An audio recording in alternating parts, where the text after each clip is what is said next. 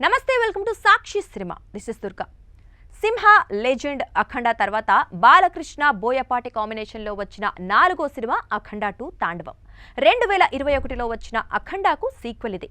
ఇప్పటికే విడుదలైన టీజర్ ట్రైలర్కు మంచి స్పందన లభించింది. దీనికి తోడు ప్రమోషన్స్ కూడా గట్టిగా చేయడంతో అఖండ 2 పై బజ్ క్రియేట్ అయింది. భారీ అంచనాల మధ్య వచ్చిన ఈ సినిమా ఎలా ఉందో రివ్యూలో చూద్దాం. బాలకృష్ణ సినిమా అంటే ఎలా ఉంటుందో జనాలకు ఓ అంచనా ఉంది. అందులోనూ బోయపాటితో సినిమా అంటే లాజిక్ అనే పదాన్ని భూతద్దం పెట్టి వెతికినా కనిపించదు. ఈ విషయం తెలిసి థియేటర్స్కి వెళ్ళినా కూడా మన ఊహకు మించిన అనుభవం ఈ సినిమాలో ఎదురవుతుంది. లాజిక్స్ పక్కకు పెట్టి చూసినా కూడా సినిమాలోని కొన్ని సీన్లకు నవ్వాలో ఏడవాలో కూడా తెలియదు. దైవ శక్తితో కథను ప్రారంభించిన బోయపాటి మధ్యలో దుష్టశక్తిని తీసుకొచ్చి చివరిలో దేశభక్తితో ముగించాడు. మధ్యలో సనాతన ధర్మం గురించి క్లాసులు తప్పితే ఒక్క సీన్ కూడా ఆకట్టుకునేలా ఉండదు. అసలు కథనమే ఊహకందేలా సాగితే ఇక ఆసక్తి ఎలా పెరుగుతుంది? ఇక యాక్షన్ సీన్ల దగ్గరికి వస్తే ప్రతిసారి త్రిశూలాన్ని అటు తిప్పడం ఇటు తిప్పడం తప్ప కొత్తగా ఏమీ ఉండదు.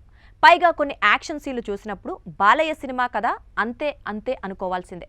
మనిషిని తలకిందులు చేసి హారతివ్వాలన్నా, త్రిశూలంతో హెలికాప్టర్ రెక్కల్ని గిరగిరా తిప్పాలన్నా, ఒక్కడే చైనా వెళ్లి ఆర్మీ సైన్యాన్ని మొత్తాన్ని చంపాలన్నా బాలయ్య సినిమాల్లోనే సాధ్యం అని మన మనసుకు నచ్చజెప్పుకోకపోతే క్లైమాక్స్ వరకు థియేటర్స్లో కూర్చోలేం. అసలే రొటీన్ కథ, దానికి తోడు యాక్షన్ సీన్లు కూడా రొటీన్గా ఉండడంతో మొత్తం సాగతీతగా అనిపిస్తుంది. అఖండ సినిమాకు కొనసాగింపుగా కథను ప్రారంభించారు. ఆ సినిమాలోని చిన్న పాప పెరిగి పెద్దదై సైంటిస్ట్గా మారుతుంది. మరోవైపు అఖండ సోదరుడు బాలమురళీకృష్ణ ఎమ్మెల్యే అయినట్లు చూపించారు.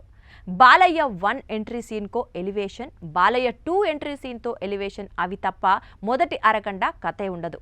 పైగా శివుడు ఎలిమెంట్స్ ఉన్న సినిమాలో బాలకృష్ణ ఎలివేషన్ తప్ప శివుడికి ఎలివేషన్ ఉండదు. 1-2 సీన్లలో శివుణ్ణి పవర్ఫుల్గా చూపించే ప్రయత్నం చేశారు. ఫస్ట్ హాఫ్ మొత్తం రొటీన్గా సాగుతూ ఇంటర్వెల్ సీన్ నుంచి అసలు కథలోకి తీసుకెళ్లాడు. బ్రేక్ ముందు వచ్చే యాక్షన్ సీన్లు బాలయ్య ఫ్యాన్స్ ఎంజాయ్ చేస్తుంటే నార్మల్ ప్రేక్షకులు మాత్రం అరే ఏంట్రా ఇది అనుకుంటారు. ఉన్నంతలో సెకండ్ హాఫ్లో కథనం కొంచెం పరుగులు పెడుతుంది. అయితే ప్రతిసారి అఖండ రావడం, ఓ క్లాస్ తీసుకోవటం బోర్ అనిపిస్తుంది. ఇక సినిమాలో బాలయ్య చెప్పే కొన్ని డైలాగులైతే అక్కడ సీన్తో సంబంధమే ఉండదు. పెద్ద పెద్ద డైలాగులు చెప్తాడు, కానీ ఒక్కటి కూడా అర్థం కాదు. పైగా ఇప్పుడెందుకు ఈ డైలాగు చెప్పాడు అనే ఫీలింగ్ కలుగుతుంది. అలాగే ఆది పినిశెట్టి పాత్ర కూడా అనవసరంగా చొప్పించినట్లు అనిపిస్తుంది. దైవశక్తి కాన్సెప్ట్ ఉంది కాబట్టి దుష్టశక్తి సీన్లను కూడా చూపించాలనుకుని ఆది పాత్రను క్రియేట్ చేశారనిపిస్తోంది. ఆ పాత్ర ఎపిసోడ్ మొత్తం తీసేసినా అసలు కథకు ఎలాంటి ఇబ్బంది కలగదు. క్లైమాక్స్కి ముందొచ్చే యాక్షన్ సీన్లు కొంతమేర ఆకట్టుకుంటాయి. మొత్తంగా అఖండ 2 బాలయ్య అభిమానులకు కొంచెం నచ్చవచ్చేమో కానీ సాధారణ ప్రేక్షకులు మాత్రం సినిమా చూసి నీరసంగా నిట్టూరుస్తూ బయటకొస్తారు. ఇక ఎవరు ఎలా నటించారనే విషయానికి వస్తే బాలయ్య ఎప్పటిలాగే తెరపై హుషారుగా కనిపించే ప్రయత్నం చేశాడు.